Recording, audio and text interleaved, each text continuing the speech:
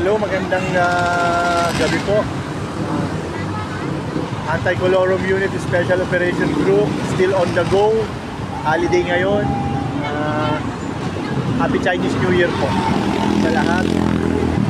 Ito, dito pa rin kami sa kalsada sa mga oras na to. 8:21 ng gabi. Nandito po kami sa kahabaan ng Marcos Highway dito sa Marikina. Ayan. Sasagawa pa rin kami ng operation against anti-colorum and against colorum and out of line sa mga sasakyan, papasaherong sasakyan dito sa kahabaan ng Marcos Highway. So kung makikita nyo po, dito kami lahat, full force ang inyong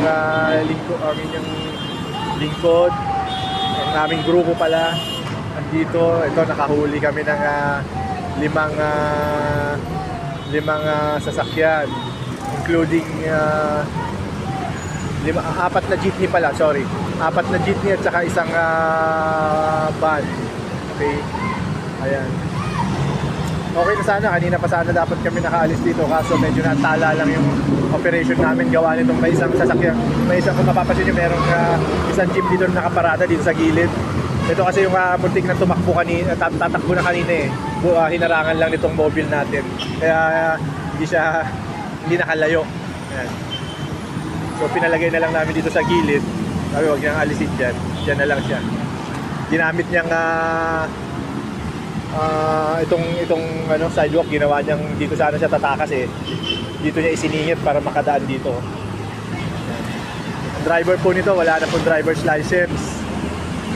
Okay. Tapos itong niya, itong plate number ng jeep niya is fake po yan. Okay. Iimpag nga rin po namin kaso ayaw rin naman sumunod.